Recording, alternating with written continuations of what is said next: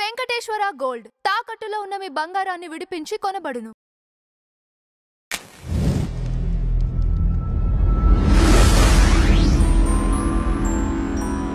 ఇక్కడ మత పెద్దలను గాని లేకపోతే మఠాధిపతులను గాని ఎవరినన్నా సంప్రదించారండి? సంప్రదిస్తూ ఉంటామండి. కార్యాచరణలో కూడా వారి మార్గదర్శనం తీసుకుంటూనే ఉంటాం. ఓకే.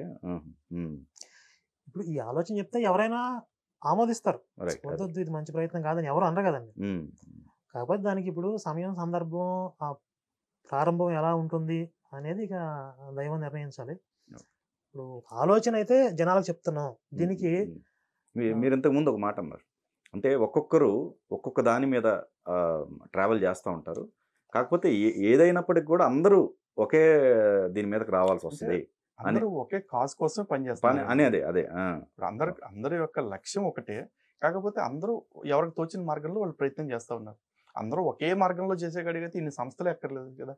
ఎవరికి వాళ్ళకి ఒక అజెండా ఉంది, ఒక ప్లానింగ్ ఉంది కాబట్టి ఎవరి దారిలో వాళ్ళు ప్రయత్నం చేస్తున్నారు. కానీ ఏకీకరణ అవ్వాల్సి వచ్చిన సందర్భంలో ఒక లక్ష్యం కోసం అయితే ఖచ్చితంగా ప్రతి ఒక్కళ్ళు ఏకీకృతం అవుతారనేది మా నమ్మకం. ఇప్పుడు పొలిటికల్గా మాట్లాడుకుంటే బీజేపీని హిందుత్వ పార్టీ అది అని చెప్పి ముద్రేస్తారు. వాళ్ళు కూడా ఈరోజు మేనిఫెస్టోలో భారతదేశాన్ని హిందూ దేశంగా పెడతామని చెప్పి అజెండాలో పెట్టట్లేదు. అంటే వాళ్ళు కూడా సెక్యులర్ పాలసీని ఫాలో అవుతున్నారు కొన్ని విషయాల్లో. మరి బీజేపీనే దాన్ని మేనిఫెస్టోలో పెట్టినప్పుడు, అంటే హిందుత్వ పార్టీగా ఉన్నప్పుడు, మిగిలిన సెక్యులర్ పార్టీలు అని చెప్పుకునే వాళ్ళు ఎలా పెడతారు? అంటే జనాల్లో ఎంత మార్పు రావాల్సిన అవసరం ఉంది అని మనకి ఇక్కడ అర్థమవుతుంది. అది పెద్ద టార్గెట్ మీది. అదే చాలా చాలా పెద్ద టార్గెట్ అది. కోట్లాది మంది అసలు మాకు వేరే ప్యాకేజీలు గీకేజీలు ఏం అవసరం లేదు, సింగిల్ పాయింట్ ఎజెండా, హిందూ దేశంగా ఎవడు చేస్తాడో వాడికే మా ఓటు అని జెండా ఎత్తి నిలబడిన రోజు అప్పుడు మార్పు వస్తుంది. మీకు అర్థమైంది? ఇప్పుడు నష్టాలు ఏంటి అని అడిగారు. నష్టాలు ఎవరికన్నా ఉన్నాయని మీకు అనిపించిందా?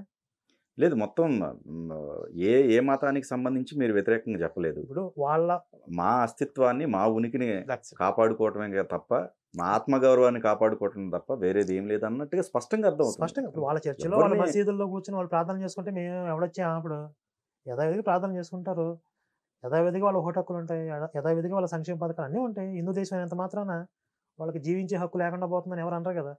అది లేదు, అట్లా ఏం లేదు కదా. ఇక్కడ మా ఉనికి ప్రమాదంలో ఉంది కాబట్టి దీన్ని హిందూ దేశంగా మార్చడం ద్వారా హిందువులు, హిందుత్వం సురక్షితంగా ఉంటారు ఇక్కడ భారతదేశంలో. ఇది ఎజెండా. దీంట్లో ఎవ్వడికి వచ్చే నష్టం ఏమీ లేదు. హిందువుల్ని, హిందుత్వాన్ని గౌరవించేవాళ్ళు ఈ దేశంలో ఉంటారు. లేకపోతే మీరు నచ్చిన చోటకి మీరు వెళ్ళిపోండి. ఓపెన్గా చెప్తున్నా ఇది. ఇప్పుడు పాకిస్తాన్ని ప్రేమించేవాళ్ళు పాకిస్తాన్ పోండి అని మన పవన్ కళ్యాణ్ గారు అన్నారు. అందులో తప్పే ఉంది? మీకు మతరాజ్యం కావాలి, లేకపోతే మీ మతానికి కావాల్సిన ఎక్స్క్లూజివ్ హక్కులే కావాలంటే క్రైస్తవులకు 157 దేశాలు ఉన్నాయి, ముస్లింలకు 157 దేశాలు ఉన్నాయి. ఎటో ఒకటి వెళ్ళండి, మిమ్మల్ని వాళ్ళు గుండెల్లో పెట్టి చూసుకుంటారనేగా. అండ్ ఇంకోటి అండి, మతరాజ్యాల విషయంలో కూడా చూసుకుంటే ఈ రోజున ప్రపంచంలో చాలామంది చాలా దేశాలకు శరణార్థులుగా వెళ్ళారు. ముస్లింలు ఫ్రాన్స్ వెళ్ళారు, జర్మనీ వెళ్ళారు, యూరోపియన్ కంట్రీస్కి వెళ్ళారు. ఇప్పుడు ఆ కంట్రీస్ అన్నీ కూడా ఎందుకురా బాబు రానిచ్చామని చెప్పి జుట్టుపట్టుకుంటుంది. కానీ భారతదేశంలో ఉంటున్న హిందువులు అమెరికా వెళ్ళారు, ఆఫ్రికా వెళ్ళారు, ఆస్ట్రేలియా వెళ్ళారు, అండమాన్ వెళ్ళారు, అన్ని చోట్ల బతుకుతున్నారుగా. ఎన్ని చోట్ల బతుకుతున్నా ఎందుకురా ఈ హిందువుల్ని రానిచ్చాం అని అనుకుంటున్న దేశం ఒక్కటైనా ఉందా? ఏ దేశంలో అయినా సరే హిందువుల వల్ల ఇక్కడ మత విశ్వాసాలు దెబ్బతింటున్నాయి, ఏ దేశంలో అయినా హిందువుల వల్ల ఈ దేశంలో శాంతి సామరస్యాలు దెబ్బతిన్నాయి అని ఎక్కడైనా విన్నారా మీరు? వినే అవకాశం లేదు. ఇంకా కొన్ని సంఘటనలు ఉన్నాయి, మనకి టైం సరిపో చాలా ఉన్నాయి. కానీ కొన్ని యూనివర్సిటీల్లో సీతమ్మ వారి పాత్రని, రాముల వారి పాత్రని చిన్న చిన్న డ్రామాలు వేసి సిగరెట్ గాలుస్తూ అవమానించే విధంగా కూడా చేసినటువంటి సందర్భాలు ఉన్నాయి. ఇప్పుడు హిందూ దేశంగా ప్రకటించిన తర్వాత వాళ్ళ తోకలు కత్తిరిస్తే అలాంటివి జరగడానికి వీల్లేదు.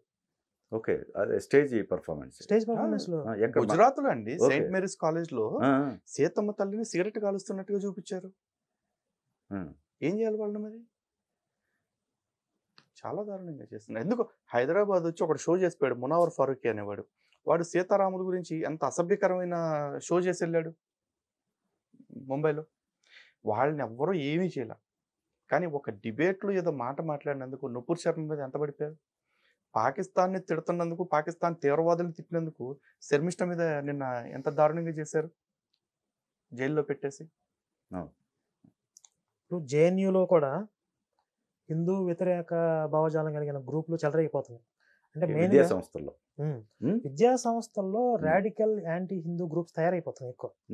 కమ్యూనిజం. అందుకే ఇంతకు ముందు నేను యువకులను అడిగాను, మీరు ఓకే ఈ జనరేషన్ ఓకే అక్కడెక్కడ అందుకని ఆ ప్రశ్న అడిగింది అక్కడ అంటే ఎలా ఈ చేయగలుగుతారు మీరు ఓక్ కల్చర్ తోటో లేకపోతే ఆ. సెక్యులర్ కల్చర్ తోటో సనాతన ధర్మాన్ని ఇంత తీవ్రంగా అవమానిస్తున్న బ్యాచ్ ఎలా ఉన్నారో సనాతన ధర్మం కోసం పనిచేస్తున్న యువత కూడా చాలా మంది ఉన్నారు ఇప్పుడండి. కాకపోతే వాళ్ళు అచ్చోసిన అంబోతుల్లాగా ఎక్కడ పడితే అక్కడ కనపడుతున్నారు కాబట్టి వాళ్ళు కనిపిస్తున్నారు. వీళ్ళు క్షేత్రస్థాయిలో సంఘతోటో లేకపోతే శివశక్తి హిందూ జనశక్తి లాంటి సంస్థలతో కలిసి పనిచేస్తున్నారు కాబట్టి ఎక్కువ మంది బయటకు కనపట్లేదు. కానీ వీళ్ళు కూడా పనిచేస్తున్నారు. అలాంటి వాళ్ళ అండదండలు లేకపోతే మేము మాత్రం ఎక్కడ పనిచేస్తున్నాం? ఇప్పుడు 10 సంవత్సరాల క్రితం మేము స్టార్ట్ చేసినప్పుడు ఎందుకండి ఇవన్నీ పనికిరానివని అన్నవాళ్ళు చాలా మంది ఉన్నారు.